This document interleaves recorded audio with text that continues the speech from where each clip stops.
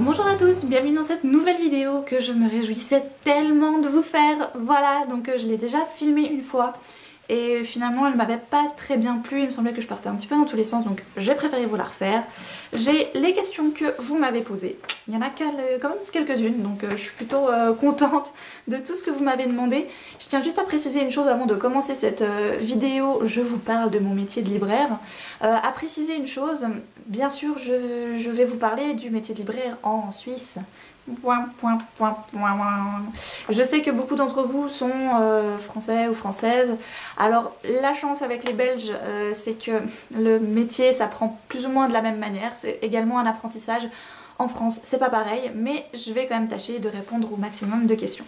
Première question, comment et où as-tu débuté? Alors ça peut paraître étrange, mais j'ai commencé mon apprentissage chez un fournisseur.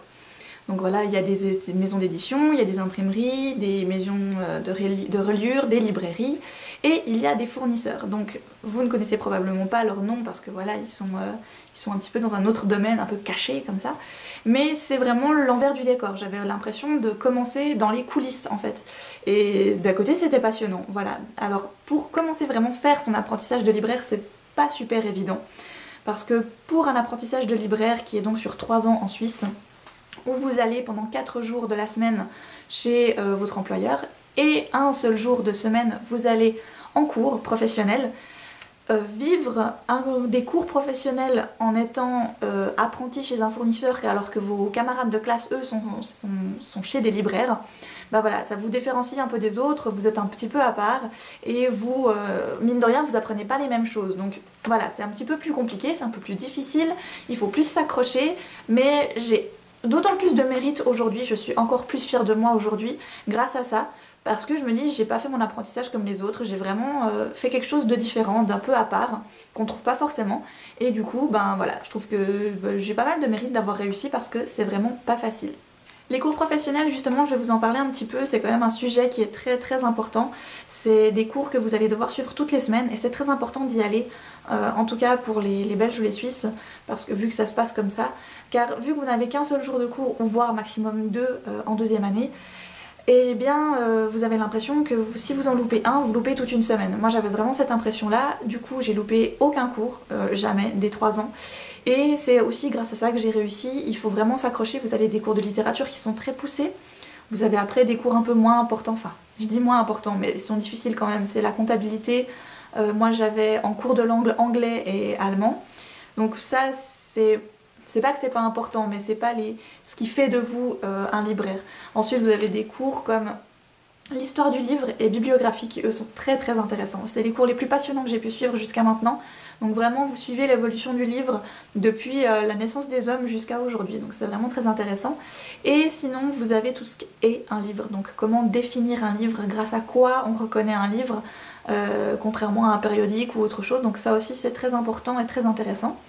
Et sinon vous avez les pires cours du monde qui sont les cours d'assortiment. Donc ça c'était vraiment des cours très compliqués car vous n'avez aucun support, enfin personnellement on n'avait aucun support pour les faire et il fallait vraiment se baser uniquement sur ce que le prof vous montrait et vous disait. Voilà, donc c'était vraiment pas évident. En gros, pour vous donner un exemple de ce que c'était ces cours, je vais vous donner le pire exemple que j'ai pu avoir, c'était sciences humaines. Donc vous prenez le rayon que vous avez en librairie de sciences humaines et votre prof va vous faire un cours de sciences humaines. Donc il va vous faire un cours de psycho, il va vous faire un cours de psychanalyse, de sociologie, de développement en bien-être, d'ésotérisme. Voilà, donc vous allez vraiment devoir savoir les choses basiques de ces cours qui n'ont rien à voir avec votre métier de libraire, mais vous devez savoir ces choses-là pour pouvoir par la suite conseiller des livres à tout le monde. C'est-à-dire si un prof d'université en psychologie vient vous poser des questions sur un livre, vous devez savoir lequel lui conseiller. Si un néophyte en psychologie vient vous demander avec quel livre il peut commencer, vous devez savoir lequel proposer. Vous ne pouvez pas proposer 2 fois le même alors que ce sont 2 types de clients différents. Voilà, donc c'est en fait ça que ça apprend. On avait pareil pour le rayon cuisine, pour le rayon livre d'art, pour le rayon jeunesse, pour le rayon guide de voyage. Et le plus facile, c'est policier. Donc voilà, moi c'est ce que j'avais eu lors de mon contrôle oral, donc vraiment examen finaux. j'avais eu policier, donc vraiment vous postez devant le rayon policier d'une librairie, votre cours oral a lieu en librairie, en situation vraiment, et les profs vont commencer à vous poser des questions sur à quoi définit-on un polar à énigmes d'un polar noir, quelles sont les différences, citez-nous une collection qui fait uniquement du livre à énigmes, des maisons d'édition françaises, des maisons d'édition anglaises, voilà, donc vraiment on va vous poser ensuite des questions là-dessus. Autre chose que vous aurez lors des examens finaux, c'est bien sûr un mémoire à faire. Ça c'est obligatoire, donc ça a à voir avec votre cours d'assortiment. Je sais, ça a l'air d'être du charabia ce que je vous raconte, mais c'est tout à fait normal. Et vous devez choisir un rayon. Donc personnellement j'ai pris jeunesse. Dans ce rayon vous devez creuser et prendre encore un rayon plus spécifique. J'ai pris young adulte. Et dernièrement vous devez faire une problématique, donc créer votre problématique de mémoire. J'ai pris quel est le rôle féminin quel est le rôle du personnage féminin dans la littérature adolescente. Voilà, donc ça m'a vraiment pris 30 à 35 pages, images non comprises, bien sûr, et à devoir rendre pour votre examen. Autre examen très drôle que vous avez, ceci ça a vraiment été mes meilleurs examens je pense, c'est les situations de vente. Donc vous avez votre prof qui tire une situation de vente au hasard, il va jouer le client et vous devez lui conseiller quelque chose. Donc moi je lui ai conseillé un guide pour partir au Canada, c'était très sympa. Et ensuite vous avez une situation de mise en place. Donc vous tirez un thème au sort et vous devez faire une mise en place dans une librairie avec les ouvrages que vous avez à disposition. Donc tout ça vous le faites en situation réelle, donc en librairie. Et vous avez d'autres examens moins cool qui eux se font en salle de classe, où vous êtes seul face à vos professeurs avec personne autour de vous pour vous venir en aide. Donc ça c'est vraiment la partie moins cool des études ou de l'apprentissage, mais c'est légèrement... c'est conseillé d'avoir tout ça. Ce qui nous mène à la deuxième question qui est: les études sont-elles obligatoires ou est-ce que la passion peut suffire? Alors en règle générale la passion peut suffire. J'ai des collègues actuellement qui n'ont pas de papier de librairie et qui sont tout à fait de bons libraires ou de bonnes libraires. Le problème, ça va être pour vous trouver des places. N'oublions pas qu'aujourd'hui, le domaine du travail est archi plein, que si vous n'avez pas les diplômes conseillés, vous pouvez faire une croix dessus. Je vais vous prendre mon exemple avec mon entrée à la FNAC. J'avais donc mon papier en main, enfin, depuis plus d'une année, et j'avais eu une très bonne expérience dans une librairie indépendante. C'est vraiment une grande différence, je vous en parlerai après. Et quand j'ai postulé, c'était pour un CDD uniquement, c'était même pas pour un CDI, on était plusieurs sur le poste forcément, et ils m'ont pris moi. Pourquoi? Ils me l'ont dit par après, parce que j'avais un papier de libraire. Alors oui, votre personnalité ou votre passion peut suffire, mais ne comptez pas uniquement là-dessus. C'est un conseil que je vous donne. C'est possible de pouvoir faire votre métier de libraire tout en étant uniquement passionné, mais vous allez forcément avoir moins de chance qu'un passionné qui a lui un papier. Voilà, donc ça c'est... Après c'est toujours faisable, ça dépend toujours où est-ce que vous postulez, sur quel patron vous tombez, voilà. Peut-on commencer ses études en cours de route? Alors c'était possible dans mon pays avant. Donc quand moi j'ai fait mes études, j'ai commencé en première année, mais certains nous ont rejoints en deuxième, donc c'était tout à fait possible. Maintenant c'est plus le cas, vu que la première année compte 2 jours de cours et plus un seul comme moi j'ai fait. Vraiment la formule a un peu changé depuis que j'ai terminé, et pourtant c'était il n'y a pas si longtemps. Donc maintenant c'est plus possible, car en première année on apprend trop de choses qui du coup ne seraient pas rattrapables en deuxième année, tout en apprenant les choses de deuxième année. Donc vous pouvez être très très bon à l'école, mais c'est quand même des études assez complexes qui demandent beaucoup comment on peut dire ça, de passion et de motivation, parce qu'il faut vraiment s'accrocher du début à la fin, il ne faut jamais lâcher. En France justement je sais que c'est pas pareil, je sais qu'il faut faire un DUT normalement pour devenir vraiment libraire.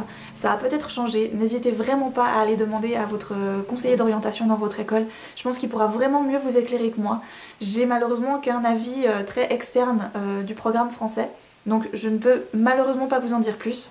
Je sais que pour les Belges par contre justement c'est la même chose, donc ça, voilà, moi je vous conseille de commencer en première année. Je sais que c'est embêtant de se dire oh là là il faut tout recommencer, mais j'ai eu des cas, enfin j'ai vu les cas de deuxième année qui étaient avec nous et certains ont raté, et je me dis c'est dommage, parce que juste pour...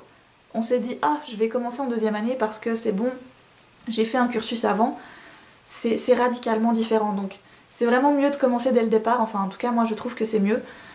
J'ai commencé très jeune alors que normalement libraire, c'est un apprentissage qui se fait alors qu'on est un peu plus âgé. J'ai appris ça en cours de route, hein, je vous avouerai. En Suisse, le programme d'apprentissage est censé être accessible à tous les gens, donc à tous les enfants, adolescents, qui ont terminé leur école obligatoire. Votre école obligatoire, chez nous, vous la terminez vers vos 16 ans. Donc l'apprentissage de libraire est censé être adaptable à des enfants de 16 ans. Moi j'avais 17 ans, c'était pas adaptable. En première année j'ai eu beaucoup de peine. J'ai vraiment dû m'accrocher parce que c'était vraiment compliqué. En plus j'avais fait toutes mes écoles en allemand avant et là je me retrouvais dans un système francophone de Suisse romande. Donc c'était vraiment pas évident pour moi. Mais j'y suis très bien arrivée, c'est passé finalement tout seul. Enfin, à ça. Mais je conseille vraiment de commencer depuis le départ parce qu'en plus on apprend des choses super dès la première année. Donc je sais que c'est embêtant de devoir tout recommencer. Mais rien que pour le fait que c'est vachement plus cool, ben ça vaut la peine. Je travaille dans un rayon jeunesse young adulte, faut-il une formation spéciale? Moi j'en ai pas eu, dans mon pays normalement il n'y en a pas.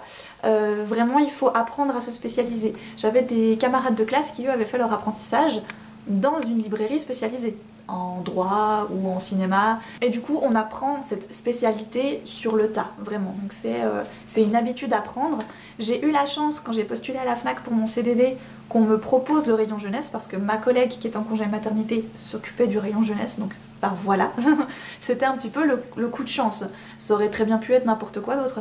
J'ai eu la chance que ce soit de la jeunesse parce que j'étais passionnée du rayon jeunesse. J'ai découvert la passion du rayon jeunesse parce que déjà j'étais une jeune libraire, entre guillemets, hein, parce qu'il n'y a pas vraiment d'âge. Mais c'est vrai que je fais partie de la nouvelle génération de libraires, alors que j'avais des camarades de classe qui eux avaient déjà 25-30 ans. Donc du coup on a plus l'impression qu'ils sont d'une autre génération de libraires, alors que non, ils faisaient partie de la même que moi. Et du coup, voilà, j'ai ce côté aussi très... pas gamine, je vais pas dire ça comme ça, mais oui je l'ai aussi, mais pas professionnellement.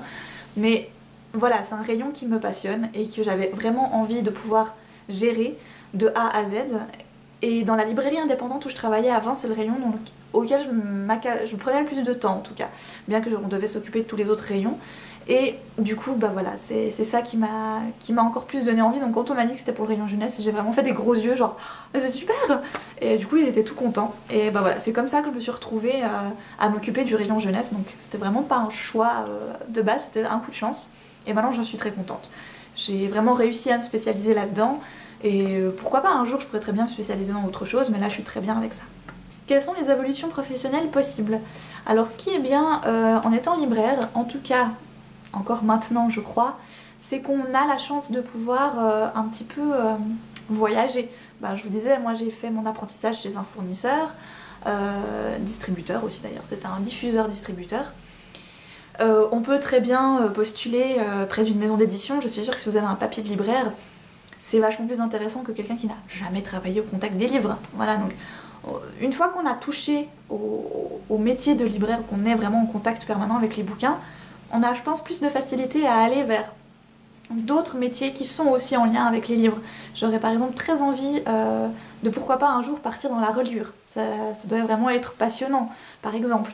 Sinon, être représentante. Ça, c'est vrai que c'est, je pense, le summum que je pourrais atteindre, j'aimerais être représentante. Donc les gens qui représentent une maison d'édition et qui voyagent de librairie en librairie pour leur proposer les programmes de nouveautés. Voilà, donc ça c'est vraiment un truc qui me botterait bien. Et je connais plusieurs représentants que je côtoie tous les jours qui viennent nous proposer leurs livres pour savoir que la plupart étaient libraires avant. Et donc voilà, c'est un passage obligé. Et en même temps, c'est quelque chose qu'il faut faire quand même un petit moment. On ne peut pas dire genre « Ah, bah j'ai fait 3 ans de librairie, maintenant c'est bon, je vais passer à autre chose ». C'est quand même quelque chose qu'il faut mûrir un peu pour pouvoir passer à autre chose, je pense. Après, c'est mon avis. Quelle est la différence entre un libraire et un vendeur en librairie? Je serais quasiment incapable de vous le dire, vu que chez nous, nous n'avons pas... Si, on a des gens qui sont vendeurs en librairie, on peut dire ça comme ça, mais vraiment, on se traite plutôt d'égal à égal. C'est-à-dire que je prends l'exemple, un vendeur en librairie peut peut-être tirer la tronche quand vous lui demandez quelque chose, mais ça peut aussi arriver à un libraire. Donc c'est pas parce qu'ils ont un statut différent qu'ils vont être différents quand ils vont vous parler. Ben voilà, ça arrive que malheureusement on ait tous des mauvaises journées, je pense, hein, voilà. Et donc un vendeur en librairie peut vous conseiller aussi bien qu'un libraire, il aura juste pas eu la même formation. Voilà, un vendeur en librairie, il aura fait autre chose avant, une autre formation, vendre des aspirateurs ou des habits ou qu'importe d'autre, pas plus dégradant hein, vraiment, mais il va avoir peut-être une autre vision, mais comme ça peut changer d'un libraire à un libraire. Donc il n'y a rien de spécial à avoir pour être libraire, il faut adorer le monde du livre, mais voilà, vous pouvez être un très bon vendeur en librairie et un très bon libraire. Que faut-il à part l'amour des livres pour faire ce métier? Alors ça je voulais y venir justement, donc c'est une très bonne question. J'ai souvent, j'entends des gens toute la journée discuter entre eux de notre métier un peu derrière notre dos parce que finalement on est présent dans le magasin et j'ai l'impression qu'ils se rendent pas compte qu'on écoute leurs conversations des fois. Et ça c'est quelque chose qui, je trouve des fois m'insupporte un peu, c'est les gens qui disent « Ah mais moi aussi j'adore lire donc je pourrais faire libraire ». C'est pas seulement ça. Moi aussi au début je croyais que c'était ça et j'ai commencé en pensant que c'était ça, en me disant ah bah j'adore lire de la fantaisie, voilà ça va être super facile. Et non, c'est tout le contraire, il faut s'intéresser à tout parce que vous pouvez pas vous dire ah bah je vais faire libraire parce que j'adore lire et puis forcément j'aurai de la chance donc je vais tomber sur le rayon littérature. Absolument pas, vous pouvez très bien tomber sur le rayon cuisine ou sur le rayon sciences humaines ou sur le rayon BD ou jeunesse. Donc c'est vraiment à prendre en considération tous les livres. C'est-à-dire que vous devez porter un amour au livre complet. Il faut vous renseigner sur tous, pas que sur les nouveautés en littérature ou en SF fantasy ou en polar.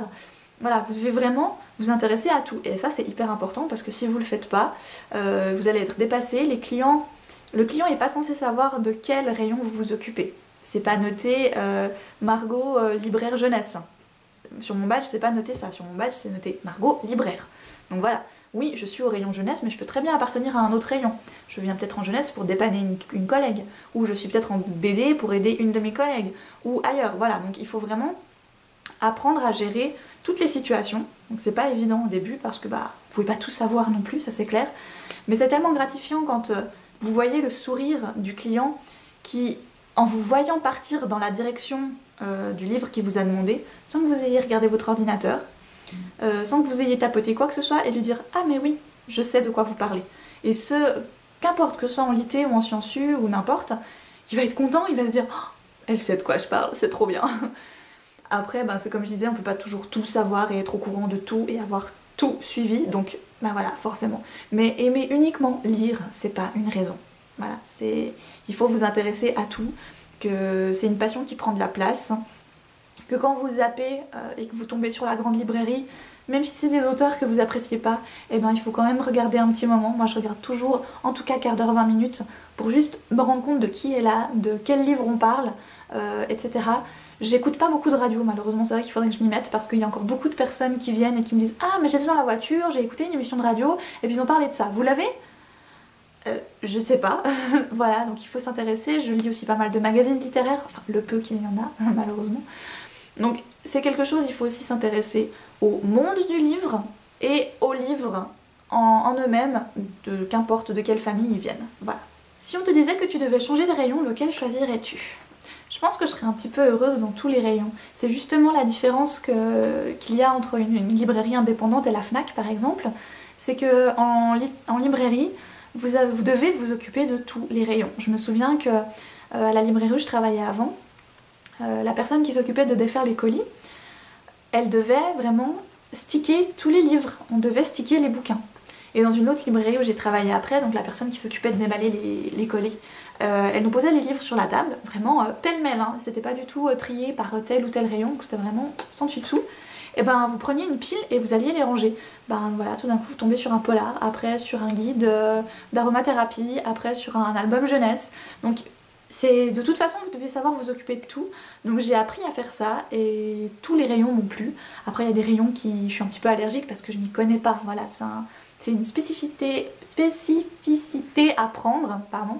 Par exemple le rayon des sciences humaines, je serais pas du tout à l'aise parce que à part en développement personnel, je pense que je m'en sortirais pas beaucoup en psychanalyse, psycho, philo, sociaux. Je serais un petit peu perdue, je pense. Après, n'importe, vraiment. Je serais très contente d'être en BD, je serais très contente d'être en littérature. Mais je pense que la BD, ça me ferait plaisir, parce que j'en lis pas beaucoup, j'en lis un petit peu. Je suis pas assez connaisseuse non plus en bande dessinée, mais vraiment minime. Donc ouais, je pense que ça me ferait plaisir la BD. Nathalie, si jamais tu me regardes, je vais piquer ton rayon. Qu'est-ce qui te plaît le plus dans ton travail? Ah bah ça tombe bien qu'il y ait cette question parce que je voulais vraiment en parler. Donc c'est quelque chose qui me... À part lire et à part découvrir tous les jours des nouvelles choses, c'est le métier de libraire, c'est vraiment apprendre plein de choses tout le temps. Et ça c'est super gratifiant parce qu'on n'arrête pas de s'enrichir en fait, ça c'est super. Mais il y a un truc vraiment par rapport aux gens, par rapport aux clients. Bah voilà, il y a des jours... Ils m'énervent, des fois il y en a, mais j'ai envie de les assommer contre le comptoir, et ça je pense que c'est dans n'importe quel métier, et des fois voilà, les gens sont pas compréhensifs ou n'importe, et on n'a pas envie. Mais quand vous avez une dame ou un monsieur ou même un enfant qui vient vers vous et qui vous dit « Vous, la dernière fois, vous m'avez conseillé un super livre, j'ai adoré, je veux un truc dans le même style. » Et ça je crois que c'est un des trucs les plus gratifiants au monde, c'est quand les gens se souviennent de vous, parce que vous lui avez conseillé quelque chose qui lui a plu, donc de votre propre initiative, vous lui avez conseillé un truc qui vous a plu, il ou elle a adoré, donc vraiment ce que vous avez aimé, il a aimé aussi, et maintenant il a encore envie d'autre chose. Donc ça c'est vraiment un truc qui m'apporte énormément, quand ce genre de client se présente, c'est vraiment très très gratifiant. Les enfants aussi c'est adorable. Je suis très contente d'être dans un rayon enfant, même si des fois ça crie un peu et que c'est pas toujours facile de gérer le stress de tout le monde. Je vous dirais pas que c'est les enfants les pires, ils sont vraiment adorables, ils sont très polis pour la plupart, donc ça c'est vraiment hyper chou quand vous avez un gamin qui vient puis qui vous dit « Bonjour madame » puis qui va s'asseoir, c'est voilà, il est bien élevé, il est génial, donc ça rayonne toute la journée en moi, donc c'est vraiment super. Donc oui, ça c'est les trucs qui me tiennent le plus à cœur dans mon métier, c'est de voir les gens contents de revenir vers vous parce que vous lui avez super bien conseillé quelque chose et qu'il a encore envie de quelque chose, donc ça j'adore. Autre chose qui me plaît beaucoup, moi, c'est les mises en place. C'est les choses... voilà, vous recevez vos livres et du coup, il faut les ranger. Bah oui, c'est un peu votre métier de ranger les bouquins. Et parfois, c'est pas évident. Et ranger les bouquins, moi, je sais pas, ça me procure toujours quelque chose de génial parce que je me dis, ah, alors attends, ça va avec ça. Donc, je vais plutôt mettre ça ensemble et ça après. Donc... Voilà, ça c'est vraiment génial. Et en plus dans le rayon jeunesse, vous avez des livres de toutes les tailles, de toutes les couleurs, de toutes les formes aussi. Donc j'ai des tout petits livres, plutôt que j'ai des grands livres comme ça, qui sont imposables dans n'importe quelle bibliothèque. Et c'est aussi de faire des mises en place, c'est de se dire, bon, aujourd'hui j'ai décidé de faire un truc sur ce thème-là, et donc je vais prendre des livres sur ce thème-là, et je vais tout mettre ensemble. Et c'est pas super évident, parce que vu que vous avez des livres de tous les formats différents, bah, il faut savoir superposer, c'est une éternelle partie de Tetris en fait, libraire. C'est super, c'est génial. Vous avez plein de formes différentes qui vont pas forcément ensemble. Et par contre, quand vous les mettez ensemble, ça fait pas une ligne comme ça, puis ça dégage. Hein. C'est vraiment un Tetris qu'il faut accumuler. Et c'est ça que j'aime beaucoup en fait, c'est aussi créer des opérations. C'est-à-dire mettre des livres ensemble sur un certain sujet que moi j'ai choisi. Donc, bon, en jeunesse, c'est un petit peu plus simple, mais même il faut avoir des idées. Parce que ben voilà, c'est des trucs très enfantins, donc là je vais faire sur le cirque fin octobre avec Halloween, j'ai fait sur l'automne, bon ben à Noël j'ai pas le choix, ça s'impose de soi-même vu tous les livres de Noël qu'on reçoit déjà. Il faut faire sur Noël, mais après vous faites sur Carnaval, vous faites, je sais pas, sur le printemps, sur la Saint-Valentin, voilà. Et c'est l'idée de se dire, il faut suivre le calendrier en fait, et il faut aussi s'intéresser aux événements de votre ville ou de l'endroit où vous êtes, pour vous dire, ah ben, tel week-end ou tel truc, il y a ça. Donc je pourrais faire une présentation de livres en rapport avec ça. Donc par exemple le cirque qui est chez nous fin octobre, ben voilà, je fais le cirque, forcément.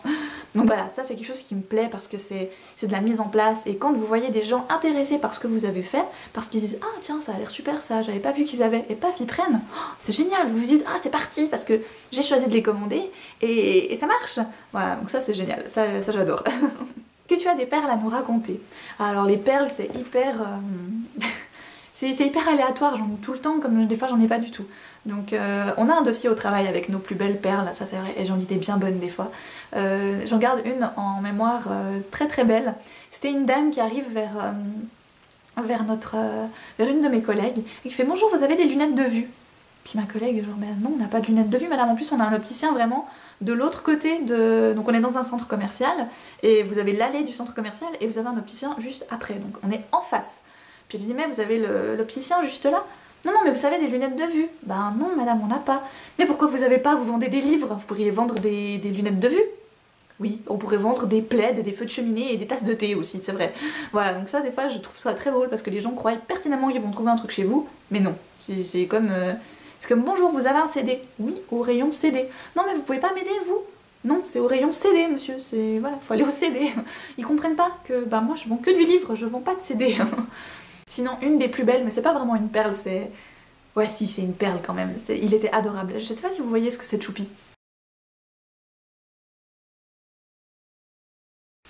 Donc voilà, je vous ai montré Choupi parce que Choupi il est hyper important, il fait tout comme il faut pour les enfants. Donc les enfants l'adorent, c'est vraiment leur héros, il est en dessin animé, en spectacle, partout. Et un jour je me suis quand même posé la question, mais qu'est-ce que c'était pour un animal Choupi? Et pour moi c'est un espèce de mix entre un pingouin et une taupe, ultra personnel comme avis. Et j'ai quand même voulu un jour demander à un enfant. Donc je vais vers un enfant qui était là, il cherchait des Choupi avec sa maman. Puis j'arrive, puis je fais pardon madame, je peux poser une question à votre enfant? Elle était toute étonnée, genre oui, qu'est-ce qu'elle veut celle-là? Et je me penche vers lui et je lui fais mais est-ce que tu sais quel animal c'est Choupi? Il m'a regardé avec des yeux comme ça, genre mais tu me prends pour qui? Il m'a fait ben ouais c'est un dauphin avec des bras. Voilà donc ça je crois que il a mais illuminé ma journée mais à chaque fois que j'y repense ça me fait vraiment sourire, il était adorable. Et sinon vous en avez des éternels comme vous avez le rouge et le noir, oui alors je vais commencer par le rouge. Voilà c'est éternel, ça ne s'arrête jamais, c'est superbe. Et en fait, vous les avez tellement entendus sur d'autres sites ou par d'autres personnes que quand ça vous arrive vraiment, vous vous dites mais non, c'est pas possible. Comme le coup du workbook. Bonjour, vous avez le workbook? Oui, lequel? Bah le workbook. Oui, mais de quelle édition? Ah, parce qu'il y a plusieurs éditions? Oui. Ça c'est vraiment fatigant. Voilà.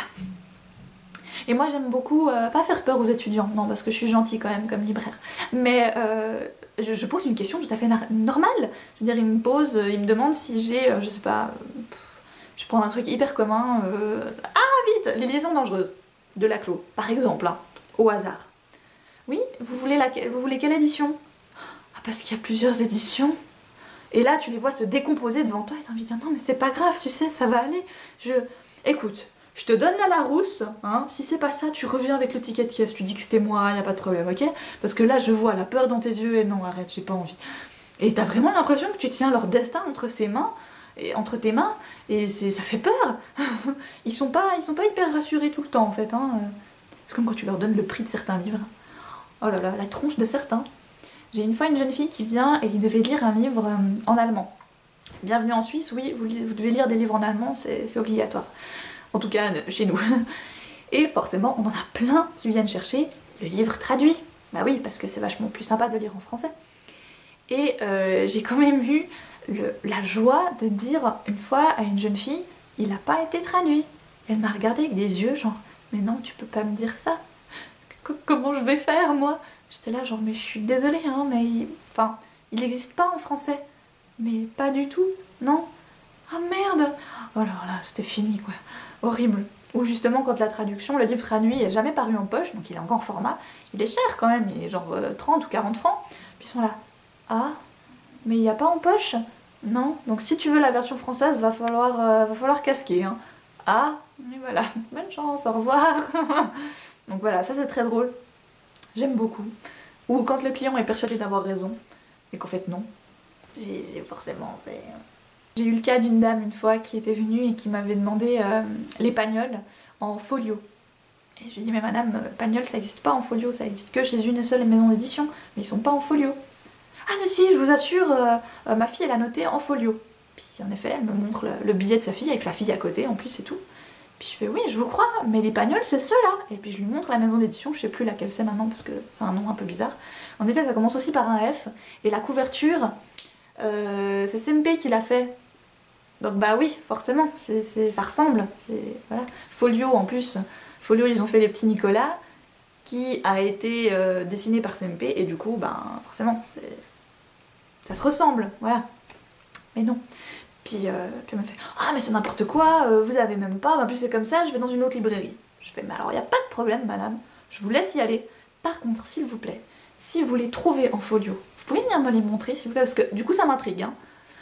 Ouais, y a pas de problème. Eh ben, je l'ai jamais revu. Voilà, j'espère que cette vidéo aura pu répondre à la plupart de vos questions, j'espère que j'ai pas été trop barbante ou trop je ne sais quoi. Si vous avez d'autres questions à me poser, c'est volontiers que j'essaierai d'y répondre du mieux que je peux en commentaire. En tout cas c'était un plaisir de vous faire cette vidéo parce que j'avais vraiment envie de la faire depuis très longtemps. Et le fait d'avoir des questions auxquelles je pouvais répondre, ben, ça m'a aidé à trouver vraiment un meilleur fil conducteur. Donc voilà, j'espère que tout ça, ça vous aura plu, je vous fais plein de gros bisous, prenez grand soin de vous et je vous embrasse. Bye!